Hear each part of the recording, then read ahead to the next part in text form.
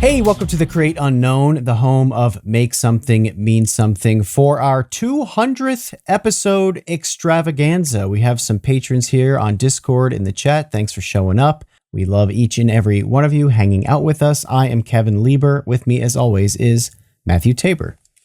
Yeah, and I think we need to table the 200th episode celebration because, we've got a real tight one today. Which is good. We can keep it dense and tight. That's excellent. But 200 is a nasty milestone for something that is not a daily podcast. I mean, look, if you did 200 dailies in a row, that's a big thing, right? But this has been a lot of episodes over a lot of years now, and we actually have the distance from the beginning to do a proper retrospective. I mean, this is cool. So I'm thrilled about the 200. I do think that we have to have an epic post 200 celebration. What does that mean? What does that entail? What is an epic post 200 celebration? I don't know. I said the words without knowing what they meant. Right. Yeah. I mean, to me, that sounds like you're going to drink some white birch root beer and chop some trees down. I will have some hot dogs, maybe like a high level peanut butter sandwich. That sounds like how we party. Bobby Duke carving that wiener chain, like a linked chain out of hot dogs. Of course I did. Yeah. That was art. Yeah. I loved it. It was beautiful. But on white birch beer, I want to tell you, I'm stockpiling that right now. I'm not consuming it because I have a fitness goal. And I'm not drinking any of the good stuff until I reach that fitness goal. And so it actually went on sale last week, $2.99 a case. So I bought 8 cases.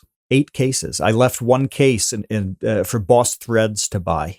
If he went into the grocery store, but yeah, so I currently have 11 cases that are in neatly packed storage, just waiting for me to attain the body that nature commands me to attain. And then just undo all that progress with like a gluttonous white birch beer. It's 0 calories. Oh, okay. Well, then it's diet. Then why I only drink diet. Why does it interfere with your fitness goals then? It doesn't interfere. It just has to be, it has to be the carrot as I self-flagellate with the stick. Okay. All right.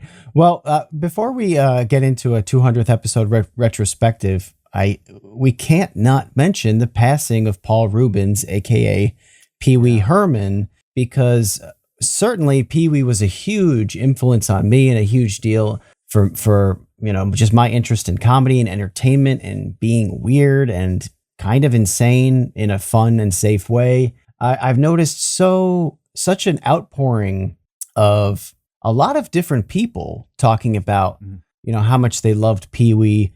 A crazy amount of stories about Paul Reubens himself being like outrageously friendly, sending Christmas cards to everyone he ever worked with, opening his home to people just left and right, just, come over and I'll make you a sandwich, responding to Facebook messages of people and texting them for their birthday. Just like a really like unbelievable amount of, I don't know, just connecting with people and being really into that in like a genuine way.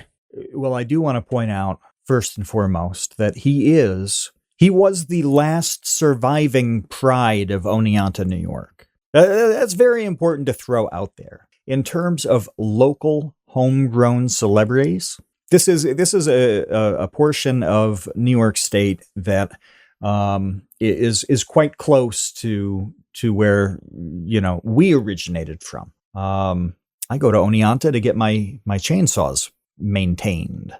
So it's very close, but Paul Reubens spent some of his childhood there. And so, it was a little dicey because, he had that incident in the adult theater that where little Pee Wee made an appearance. Yes, and that but tainted. I mean, I never quite understood that. Can we just admit the fact that it kind of makes not a lot of sense? Like, why else would you go to an adult theater? You just like sit there with like your monocle and like your moleskin notebook, like taking notes about like, camera angles and like shot composition of an adult film. That was always strange to me. I was like, what's actually going on here? I don't know. It's like, well, you're under arrest for going to a water park and wearing swim trunks. It's like, well, this is the point of this place. I will be honest. I like to think that I know a fair bit about the world and different things in it. And this is something I have never understood. A single like data point on is like what an adult theater is and what the experience is and how Pee Wee finds himself in the middle of it and then is the one guy who gets tagged. I don't know. But that blew over. It makes no sense. He had a resurgence. Yeah, he had a really good career after that. He had some excellent roles later on. But I remember Pee Wee being probably the first comedy thing that I ever watched. For some reason, and I still don't know why, my family had HBO in the 80s. And it's so odd. Like we didn't. Yeah, I mean, it just was an odd extravagance. I don't know why we subscribed to it, but they showed, a lot of stand-up comedy back in the day, and especially in the 80s. That was like the golden era for comedy specials, right? It was, now you see, Dave Chappelle will drop a new special on Netflix and it's or Bo Burnham or whatever, and it's like a big event. A couple times a year, something like this happens. Well, HBO's programming in the 80s, stand-up comedy was like a many times a week thing. It was late night programming. It truly was the golden age of stand-up. And Pee Wee had a really, really good special. And it was Pee Wee, it wasn't like him doing other edgier stuff. Like, no. It was very close to Pee Wee's Playhouse kind of things. And I remember watching this being really, like 4 years old, give or take, and seeing him with, Phil Hartman and Lawrence Fishburne and the rest. And what's the one comedy thing I reference more than anything? It's from that. It's Pee Wee and Phil Hartman talking about women. Oh, yeah. Dames. Dames, Phil Hartman is a swarthy Captain Carl sailor, and he's complaining. He's like, women they smell like flowers. It's disgusting, and Pee Wee gets into it. And that was just really funny, inoffensive. It was neat. It truly was like family-ish comedy. I mean, the adults could appreciate it and the little kids are laughing at, like a hot dog called the Green Weenie. I mean, like it just was funny. So I like Pee Wee a lot, and Big Adventure was a fantastic movie. Big Top Pee Wee a little less so, but I just got a newsletter the other day from a t-shirt company and they were pushing their Large Marge t-shirt from, of course, Pee Wee's Big Adventure. But yeah, no, he was unique. There was nobody like him. He had his own brand. He stuck with it. Somehow people didn't get tired of it. It wasn't like Gallagher smashing his 10,000th watermelon. Pee Wee was always Pee Wee, and he went to those serious roles later in life. It was awesome. Absolutely awesome. Yeah, it was very much like a live action cartoon. Now I think that idea everyone hates, especially when it comes to like Netflix anime adaptations. People, or the Disney live actions too. I think there's a lot of valid hatred towards that idea, but Pee Wee really kind of did that in an original sense, in which he just created this chaotic, insane world with real people on stage and then later on TV. And I agree that there was nothing like it. I don't think there was anything like Pee Wee before him, and I don't think there was anything like Pee Wee after him. And, for my own part, the stuff I was doing before Vsauce was really just a terrible Pee Wee impersonation, Jerry Bloop, and like, just creating like a silly childlike world, like surreal world. That was Pee Wee. I mean, it really was. So I was. He was the original man-child, wasn't he? Yeah. I mean, that's what Pee Wee is. He's a man-child. Wow. That's what the character is. Yeah. Yeah, he's like a little I hadn't kid. thought of that. Right. I hadn't thought of that, or how Jerry Bloop was in that same family. Yeah, it's just an adult child, essentially. I mean, look at Pee Wee's house and Pee Wee's Big Adventure. When we were kids, that was the coolest looking house ever. He had this ridiculously stupid Rube Goldberg machine just to make his breakfast. And then he doesn't even eat it. He just takes a single like tiny bite of like Mr. T cereal and then goes about his day. Like the whole thing is so dumb. He spends that time like putting Scotch tape all over his face for no reason. Like all of this is stupid. It's really stupid, and it's so funny and so uniquely funny, and it clearly influenced our entire generation in a way, honestly, that people didn't talk about. Like, that's what surprised me about the outpouring of love for Pee Wee in the last 24 hours is I know I loved Pee Wee. I know that I was influenced by Pee Wee, and I know other people were to a degree, but it was shocking to me. Like, even you, Matt, like, I'm surprised to know. I had no idea that you had such an affinity for Pee Wee. He was the first like comedy thing that you saw. That's a big deal to me because you're someone who I have talked to about different comedy that you're just not interested in. You're like, yeah, I never watched that. I don't care about The Simpsons. I don't care about this. I don't care about that. But Pee Wee struck a chord with you, and that's so unique. It did. Yeah. And but what's really unique to me is like, I don't remember a lot of things. And it's been really interesting lately because this sounds bizarre. I've been talking to people. Which is talking to people about, my past and childhood and this and that and stuff comes up. And I'm like, oh, I haven't thought about that at all. And when I think of Pee Wee, the memory on it is extremely detailed and explicit. So it's not like I just remember, the funny skit or whatever. It's like, no, I remember distinctly sitting on the floor in living room on a scratchy-ish old carpet with in that living room we called it the barn light, right? Like that's a style, but it was just a light in the center of the room, and there was the one light in the living room because we were rural Americans in the 1980s. That means that you have two TVs. The one on the bottom is the old TV that stopped working a long time ago. And then the TV on top of it is the one that you now watch. Yeah, the broken TV is a TV stand. Yeah, that's right. And which you can't do that with flat screens, can you? No. Everybody's missing out. Mm-hmm.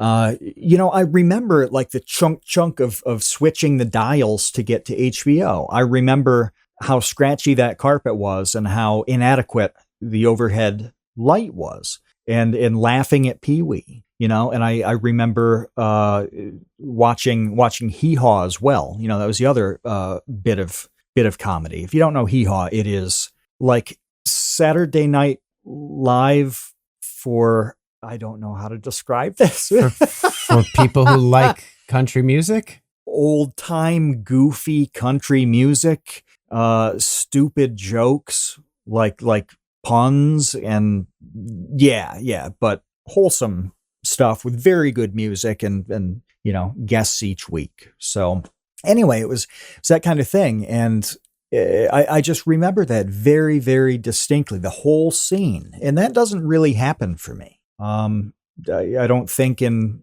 terms that are that detailed, and I don't really have full on memories like that. But oddly, I do with Pee Wee. I remember my brothers laughing at the green weenie. I remember him reading, the fake letters from children that he got, and one saying like from some kid named Shlomo. And it's like, I'm in Israel and I'm 9 years old and I've already been in the army for 3 years. That was really funny then. And then as I got older and understood why that joke was really funny. I'm like, okay, 10, 15 years later, this is 10 times better than it was. So yeah, Pee Wee had a hold on me. I don't quite know why, but I'm very happy that it happened.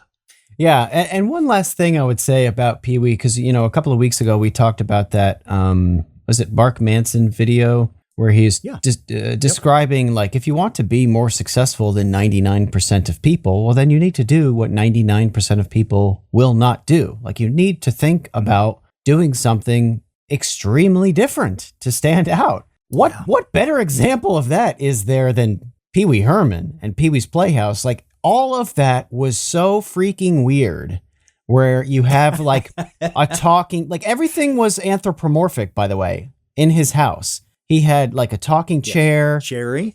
There was like the windows were alive. There was like a pterodactyl. He had that robot. There was like the word of the day where everyone would just scream really annoyingly if you said the word of the day. He had a genie that was just a head in a box. Jambi. Yeah. Mecca High, Mecca Jaime Hole or whatever. None of it made any sense. How twisted is it? 30 years later, you remember Mecca Lecca High, Mecca Jaime Ho. Like, what the hell has to happen to imprint that in your mind?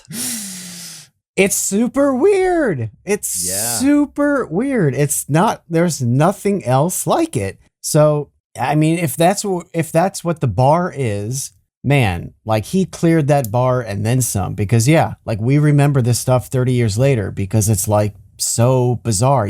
It is imprinted in your brain. I want to throw out a statement and I want you to agree or disagree. I think that Pee Wee, if he came out of nowhere right now in 2023, nobody had ever heard of him or seen any of this weirdness. Pee Wee's Playhouse didn't exist. It just begins right now. I think that Pee Wee would succeed on YouTube right now doing what he did back then. Oh, not only do I agree, I think that there were like way crappier versions of that idea that were insanely successful. Miranda Sings was insanely successful, which is a pretty lousy version of Pee Wee. Fred was one of the earliest gigantic successes on YouTube, was again just kind of like a really one-dimensional, less interesting version of Pee Wee.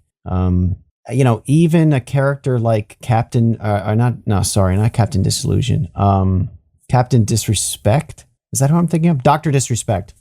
Dr. Disrespect. Right? That is like a goofy, weird person in character, right? Mm-hmm. Again, it's just kind of like a crappier. So Pee Wee was just like a much more interesting, multifaceted, and bizarre version of those things, a more complex version of those things, a more complete version of those things. So I agree. Yeah, I think he would have been just as successful, if not more, especially when you look at things like how ridiculously successful Coco Melon is, which is just like in it, right? Like a weird thing to grab kids' attention. That's what Pee Wee was. So I want to do a quick shout to Linus he's been a mainstay of the TCUers for some time now. And he said that he met Paul Reubens a few times out in LA and that he was very cool, very sweet, and very highly intelligent. There's no doubt about that. Yeah. There's no doubt about that. Yeah. I bet he was, a really smart guy. There's no way you come up with that stuff unless your brain works weird. Like, your brain works uniquely. It's self-evident, really, that he was a unique thinker. It is. Yeah. And I did shoot Linus a message saying, well, how'd that happen? How'd you run into him? And he hasn't answered back yet, which means I get to invent the answer. And I think it has something to do, you go to a theater and you sit down in the chair and you look to your left and there's Paul Reubens. Maybe that's how they met. A few times. I don't know. I hope not, but this is, now I see Linus is typing.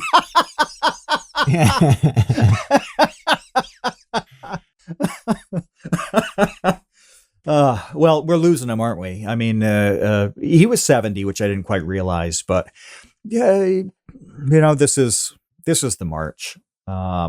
we are hitting that streak of, Linus said it had to do with the Joan Rivers show. So yeah, I must have been working around that in some way. But yeah, I mean, given our rough age and the sorts of people who were on TV when we were young, like this is just the timing of people beginning to drop off, some expectedly and others not so expectedly. So there would be quite a lot more of this. Yeah, but I think Pee Wee was a cut above so many of the other people that we grew up watching. And just the last thing on this, we talk about make something mean something for this podcast. I mean, who exemplified that more than Paul Reubens? Because here we are talking about it. My timeline is just full of people telling stories about how much that character and just him as a person meant to them. It's like, guys, this is what make something mean something is all about. He nailed it for sure. And you can't really do it much better than he did. So, I mean, we're grateful and honestly have lived better lives because of his contributions to the world. And, they won't be forgotten, certainly by us. I don't know what you've been sipping, but you've got it all wrong. It's time to commit to the Leaf. We've embraced the smoothness and surprising pick-me-up that tea provides. I literally drink it all day long, nearly a gallon a day, and it powers me through research, script writing, and forums on websites that I refuse to name here. But we don't drink normie NPC tea. We drink cultured and refined anime tea from the Dragon's Treasure. Kevin still likes the gunpowder green called Space Cowboy, and I've sampled nearly 40 Dragon's Treasure teas at this point. Lately I've been slamming black teas like Kentucky Bourbon and Liquefied Berserk Despair. Scottish Breakfast is deep and peaty, and I smooth it over with Sebastian's Morning Earl Grey, which has the best vanilla cream taste I think I've ever had in a cup. Give me a pot of that with a hot meatball sub from Sal's Pizza and Brooks Barbecue Chicken to wash down my last meal on death row. I highly recommend the sampler packs. You'll want to try everything just like I did. I literally have not had one tea that I wouldn't be happy to reorder. The Dragon's Wings membership fuels new tea experimentation, and the Tea of the Month Club provides a regularly scheduled surprise. And when you order from the Dragon's Treasure using code CREATE, you'll get 10% off your order. That's 10% off using the code CREATE at thedragonstreasure.com. The link's in the description. But let's talk about 200 episodes of TCU and kind of where we're at with with Vsauce 2 and making content on the platform, how that's changed since we started. Is there anything that sticks out to you as something that you've learned over the past several years doing this podcast about YouTubers that surprised you, or that you are hopeful about or doomer about? Anything at all that really comes to mind? Yeah. Lately I've distilled a lot of the stuff we've talked about into a single line that I like a lot. And it has to do with people we've talked to. It has to, through however many episodes of interviews, which, by the way, we will come back to. I mean, this is not just a monologue for the next 200 episodes. So interviews will resume, but Vsauce 2 as well, as that has evolved over many years, like that predate the podcast, really a 10 plus year process. And anyway, it comes down to one line to me, which is whatever you do, you just have to show the world that you exist. And I like that we spent a lot of time talking about Pee Wee because he is a perfect example of this. He had a weird idea. He did that idea and showed it to people that his brand of comedy existed. And a whole lot of different people flocked to it. They appreciated it in different ways. I was 4 and 5 laughing at one element of it. My brother was, 16 and laughing at a different element of it. Now we're much, much older, appreciating it in a unique way now. Well, this happened because a guy had an idea and then showed the world that idea existed. That's really at the core of absolutely everything. Everything. whether it's online media stuff, the work that you do, or just plain going to hang out with people. Like one way or another, you are going to show other people that you exist. And the question is, what is that existence, right? Pee Wee had his own brand of stuff, and that's not you and it's not me. But we have unique combinations too. And if you don't ever show people that exists, it's the tree falling in the forest with nobody hearing. What's the point? So it's super, super basic, but it's a necessary foundation to pretty much everything. And that's how I feel after all these episodes, is that we have put together a show and shown people that we exist. You and I are very different. We've talked about that a lot of times, and how those differences fit together to make something else unique, which is in this latest video, this Psychopaths video. It's a really good example of, things that I brought to the video, things that you brought to the video, and the product is something that neither of us could have done separately. Well, show people that you exist, and don't worry too much about what that existence is. You'll figure it out as you do it. But yeah, that's 200 episodes in, and I'm thinking, okay, get out of bed and stand up. It's like, it's a crazy reduction, but it's actually really important, and fewer people are doing this. Yeah, that's kind of something that I've been thinking about lately too, that has surprised me. And I think that there, are a ton of reasons for that. I think we can dedicate a whole different podcast about some of at least my thoughts about that. Specifically, I'm talking about how I thought that by now there would be like a ton of people making a ton of great content. And I don't feel like that's the case. I feel like it's still like a very, very, very, very, very small amount of people making great stuff, and a huge amount of people just consuming it. Now, that will always be the case. I think it'll always be that imbalance will always exist. It'll always be, probably 99% of people consume things and 1% of them make them. Mm-hmm. But I will say that I think that imbalance has gotten greater in recent years for, again, a variety of reasons that we could probably go into in a different episode. But having said that, I think that your suggestion and like really baseline distillation of the idea of just kind of get out of bed, stand up, and put something out there is more appropriate, I think, now than ever, because for a lot of reasons, it's really easy to just not do that. It's kind of fun and easy, way easier to just not do that. It's like, well, I could do that and I could get ridiculed.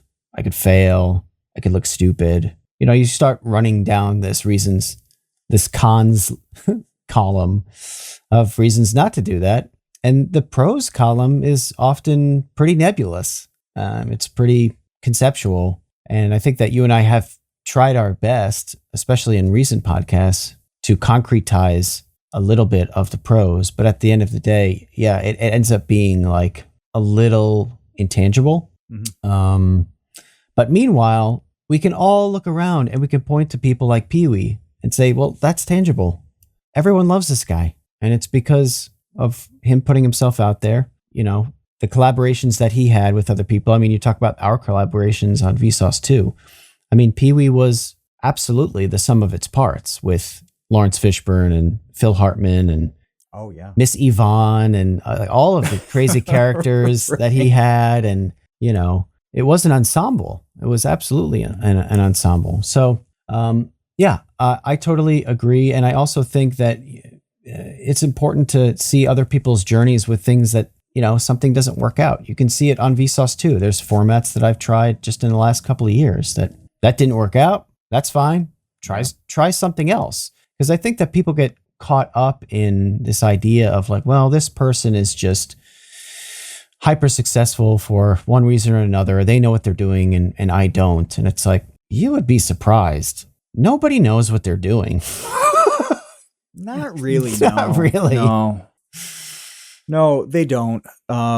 They just don't. And think about the ultimate example of this is movie studios, where some of them have been pumping out blockbusters for 50 years, and there's no guarantee that their next thing is even going to break even. They have every bit of data and metrics and knowledge that the project they're doing and releasing is going to succeed. And you know what? A lot of them don't. Most of them don't.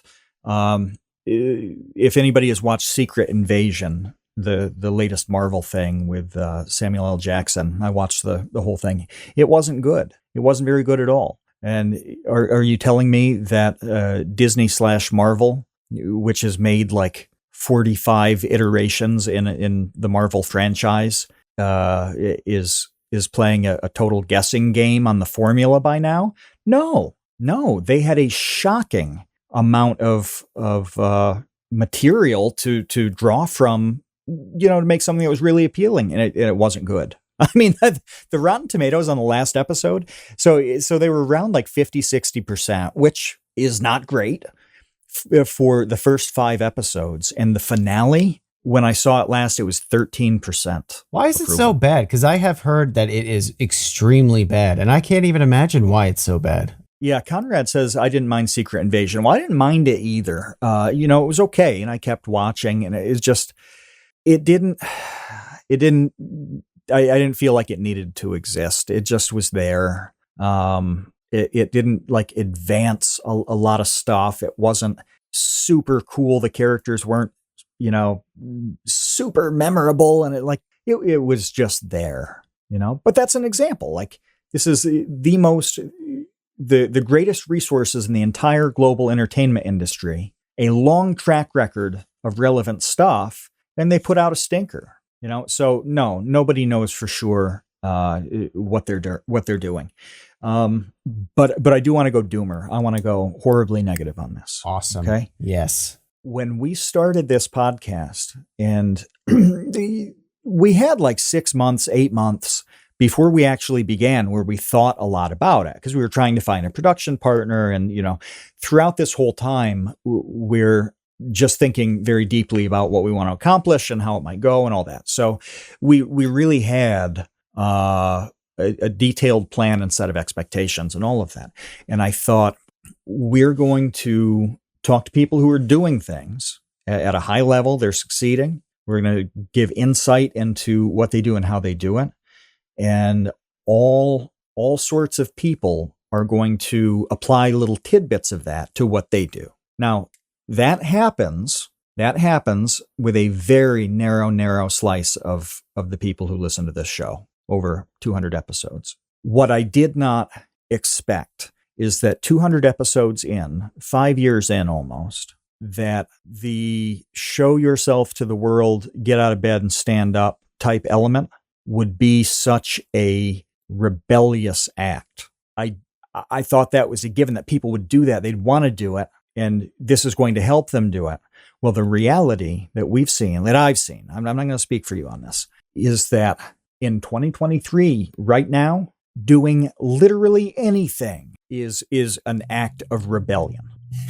And I never would have thought that would be the case, but that's how I feel about the state of things now. Right. It does seem like in a lot of ways that you almost become part of that 1% straight off the bat just by trying. Yep. Right. Yeah. But the attitude has changed, though. Or not changed, or I misread it completely in the beginning. Maybe that's a better way to put it. But no, I think some of it has changed, though. I mean, there have been like a lot of, discussions surrounding, and not having to do with being a YouTuber or, anything like that, but just generally speaking, much broader. After, COVID, after everybody just kind of stayed home and did nothing and decided, wow, this is actually kind of sweet. Why would I go back to like grinding away at something? That has shifted to a like statistically significant degree for sure over the past 3 years.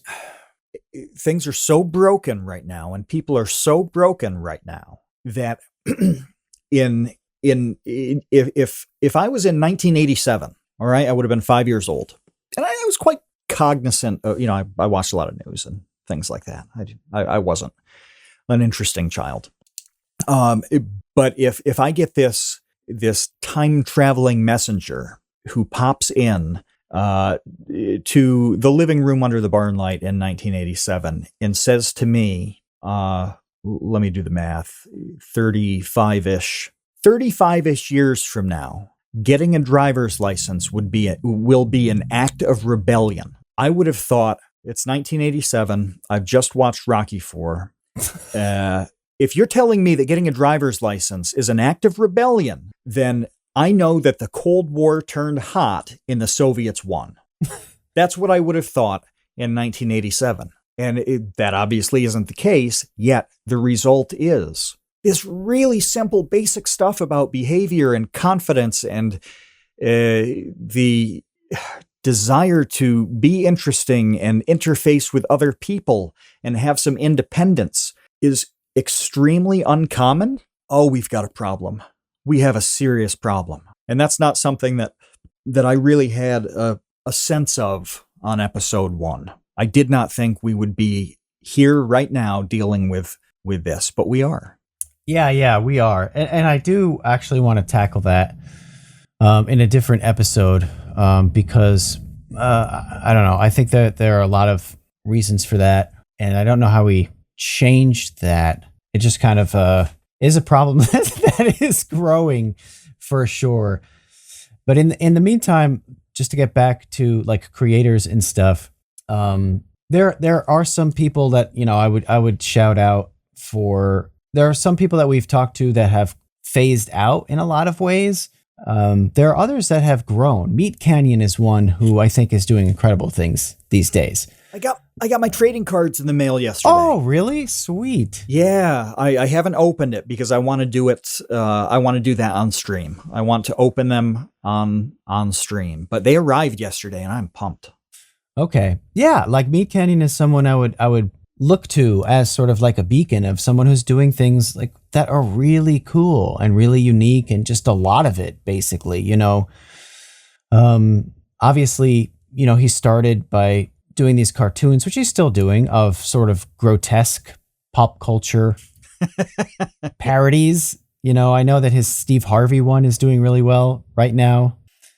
Like Steve Harvey's like 1,000-yard stare or whatever the premise is.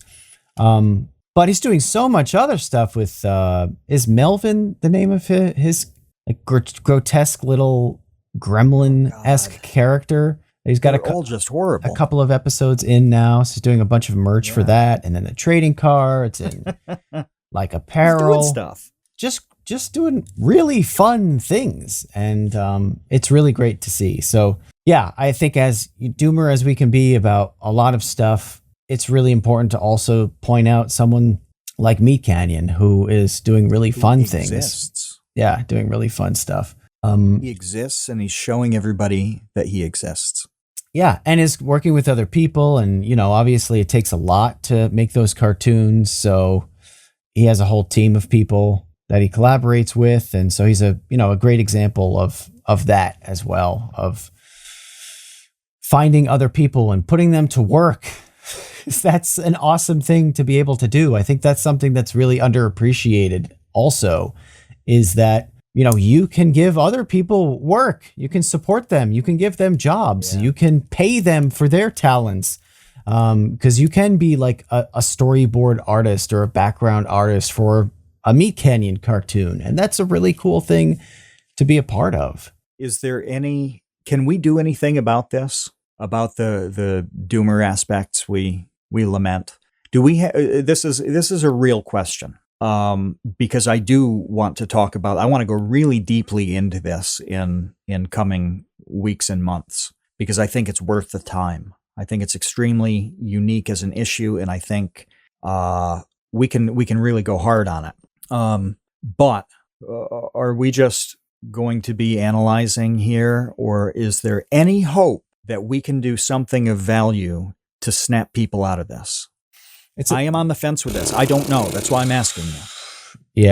Yeah. No, I think being on the fence with it is appropriate, because I do see it both ways. And on one hand, I think there is a great deal of power in encouragement, especially for probably the type of people who even listen to this podcast to begin with, because I just think a lot of people aren't really, they're too atomized to even begin to get like the proper level of encouragement from someone else to say, hey, like you should do a thing, because we have this really generic milquetoast, like, oh, just be whatever you want to be sort of thing. I mean, I know that you and I grew up with, and I'm sure that it's even more so the case now where it's like, oh, just be sort of whatever you want to be. But I don't think that's helpful. And I don't think that's it's not enough. It is not enough. It's not specific enough. It's too generic. It's like, well, I don't know what I want to be. You got to start somewhere. Yeah, I don't know now. So I don't know. I think that there's a paradox here between people who want to be super encouraging, but they're doing it in a way that's way too generic to be helpful. So I think that we could actually be encouraging and helpful in specific areas that might actually be useful. I hope so, because I'm seeing a lot of wasted talent. Right. I'm seeing so many people with so much potential, and they don't do anything. Most of the time, they stop themselves, or they're just unwilling to make the trade, that horribly irrational trade of putting a ton of time and effort into something when it's actually amazing to sit there and consume. As you were describing that earlier, I was thinking right now there is an endless, like as far as you can see, an endless buffet of food. And it's incredible. Anything you want to eat is there. How many people think, instead of just running down the 10,000 food offerings here and eating hour after hour exactly what I want and loving it, I'm actually going to forego that so that I can go cook something. Not even. So I can go plant some seeds in the backyard, right, and like laboriously grow a tomato plant. Yeah, exactly. Yeah. Like that trade-off makes no sense. And that was going to be my other side of this fence sitting, where it's like, not for nothing, but pretty much everyone that we've talked to in this podcast has had some kind of like obsessive personality disorder and like workaholic disorder that you can't make up. Like, I don't know how to encourage someone into being like irrationally working on a project 7 days a week. I don't know that that's possible. I think that might be like, you got it or you don't sort of thing. Yeah, it's a little like exercise where it's really terrible when you start. But if you have the right environment with it, you can learn to love how terrible that is, and you can feel great after a while. And this works the same way. It is great that you and I are not working alone on anything, because you have to provide that perspective and fuel for yourself if you are working alone. And we know that almost every creative is a total loner with it. That's a tough task to do anything, and then also have the distance from yourself to take stock of an irrational thing and then convince yourself that it's actually really good. Sorry about what you see on paper, but no. I promise this. All the indications are negative, but it's truly positive. No. This is too much. It's too hard for one person, for most people. So having somebody else can help there, but it takes a long time. We're both very good at what we do. Well, how many years and years has it taken? And we're still constantly evolving. I mean, after this recording and before this recording, we're looking at reactions to a thing that you just put out on the channel, because we don't know how people are going to respond. We don't know how good of a job we've done. We don't know what is appealing to the audience versus what was appealing to us. We're figuring that out, and we're seriously deep into a career, right? So this is very difficult stuff. But man, if you don't, kind of creatively get out of bed, in some cases, it is quite literally getting out of bed for some people, But getting out of bed creatively and just beginning to do something, can we encourage that and make that happen? I don't know. And I just never thought we would be in this position. It never occurred to me. Right. That it's like, unless. Well, Who'd have thought this was the problem? One thing that I think that analogy with the exercise is actually really interesting. I hadn't thought about that before, but you're right. If anyone, some people just, let's just put it plainly, that it might actually be super similar, because some people just have it in them that they need to exercise. It's just like a genetic thing in their bones where, like, Casey Neistat has to exercise. It's in his DNA to get up at 4:00 in the morning and like run 10 miles. He just has to. Other people, like myself, for instance, I have to convince myself to exercise.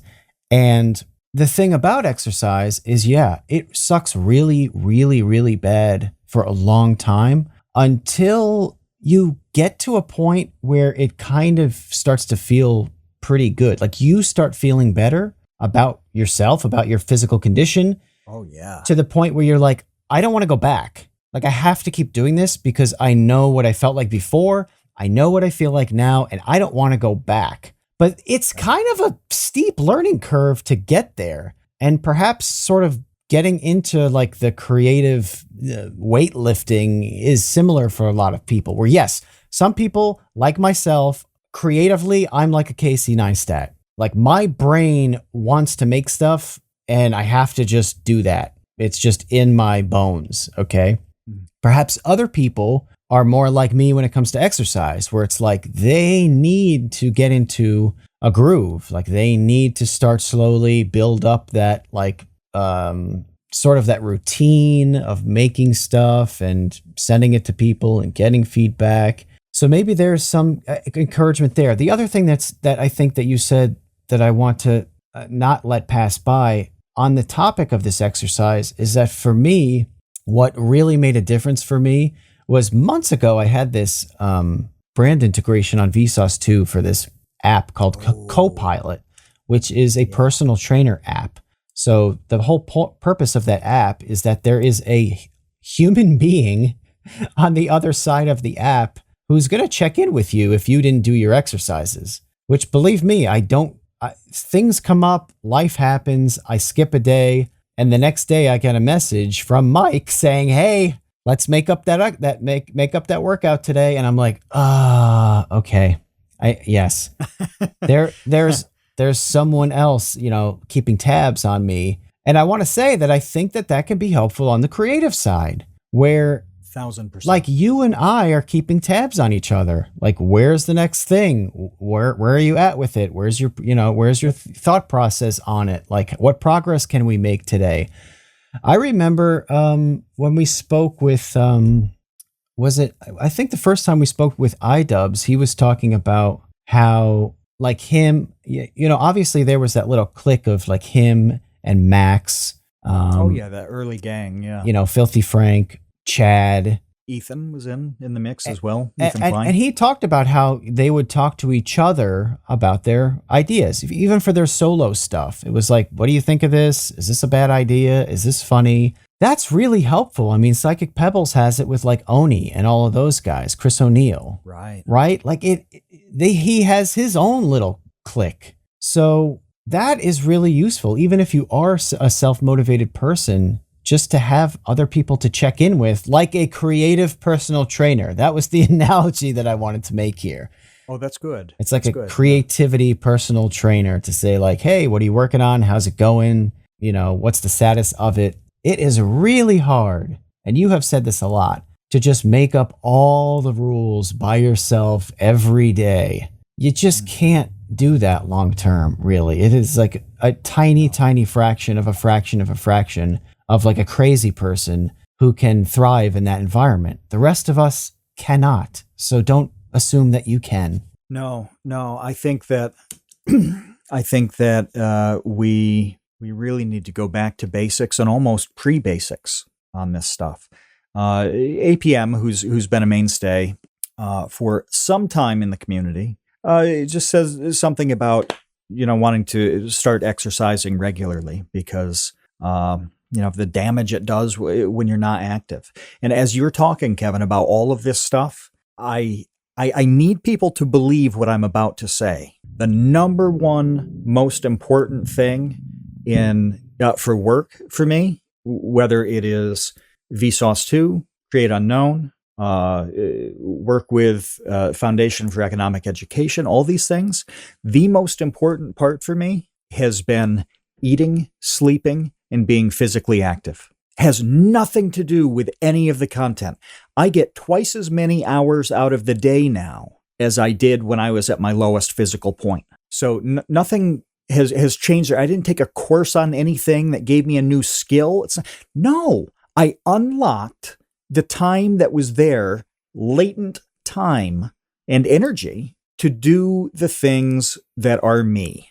To go back to that first point, to show the world that I exist. I am able to do that pretty much twice as much now as a few years ago. That stuff matters. It has nothing to do with anything we've talked about on this show. It's like, no, you create the conditions to do all the things we've talked about on 200 episodes. It doesn't seem like it matters that much. It matters. It matters. And, I'm not going to call anybody out on this, but everybody listening right now knows some long-standing creators who they have seen decline as people. They have declined physically. They've declined with mental health compared to who they were at the beginning. Other people have really embraced it and evolved because of it. Now, I know that Ian Idubbbs, his evolution has been extremely controversial.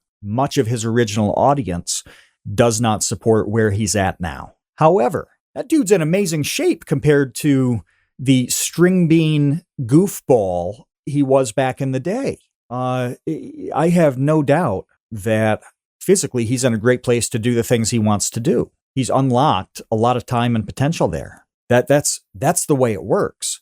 Now, what you do with that time and potential, well, that's a completely separate topic. That's the story with Ian and what you think about that track.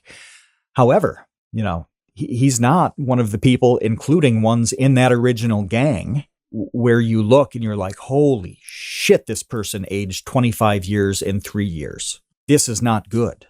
So there's some really basic elements here that we can't take for granted anymore. I definitely did. I thought, no, this is so obvious and so seriously important that we don't need to talk about it. No, I was wrong about that. I was wrong. People are blowing it. They do not nail these basic elements. And so all the creativity talk that we do doesn't matter if you can't get out of bed. Yeah. Okay. Yeah, we have to wrap up, but that is something that I do want to talk about in its own podcast. It's just a framework that you need to be within to create successfully. That's really what you're talking about, is that fundamentally what you're saying is that if you don't even have the framework in place, why are we bothering talking about like level 4, level 5, and level 6 of this pyramid? It's like you don't even have the bottom. If you don't have the bottom, forget about, step 7. It's irrelevant. It's irrelevant. I would like us to start from zero. Yeah. Going forward. I really would. I think it's important. And I think few people have been honest about what that entails. Right. Okay. All right. Well, you guys can look forward to us starting from scratch on this podcast, what we talk about, the conditions for success and, what place to even begin thinking about that. Because, a lot of the time that we've spent on this podcast really has been talking about things at like step 7. And that doesn't mean a whole lot when you are stuck at step 0. So we'll go back to step 0 on this. We'll be back next week. Thank you to all of our patrons for hanging out. Lovely seeing your faces. This is a Patreon supported podcast, so your support makes this podcast happen. If you want to join the Patreon, go to patreon.com/thecreateunknown. And we really do appreciate each and every one of our patrons. Thank you for making this podcast happen. We'll be back next week. Until then, see you, Space Cowboys. Thanks for listening to The Create Unknown. We make this show with the support of our patrons. 100% of that goes directly to keeping episodes going every week, and the recent support has been amazing. Sid Poke, NRM, Venture Addicts, Weezer Good, you all really do make this show happen. Thank you to the Tots and Dumpster crew, old and new, who save tiny little lives every month. Thank you to our grizzled, battle-hardened child infantry. Clemente de los Santos, Dan the Latch, Demetrius Andrews, Erica, Farrakhan, Jen Mefasanti, Kevin Menard, Mikhail Steinke, Monahim, Natsu, Penny Peddler, Risebread, Ryan Kinder, Samuel Manser, Sean S., Sean Malone, and Tom Videoger. And a tremendous shout out to our elite baby gang commanders: Atrocious Guff, Kat, Dojangles, Graham Robertson, James Gallagher, Jeff Davis, Orange Vanilla Coke, Patrick Pister, TCU's personal pilot, Andy, Ryan Carroll, Baseweight, Vinthos, Yeetus Deletus, Jonas Walter, Nathan Robinson, Jelksies, and of course, Trevstead. You are the elite.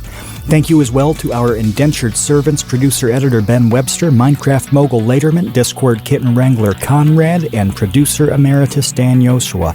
Thanks to Baseweight for use of Created in the Unknown for the opening theme. Thanks to Electro Voice for giving us mics to sound good on top of it. And a special thanks to Main Gear for powering all of our PC endeavors. The Create Unknown is an Unknown Media production in partnership with Studio 71.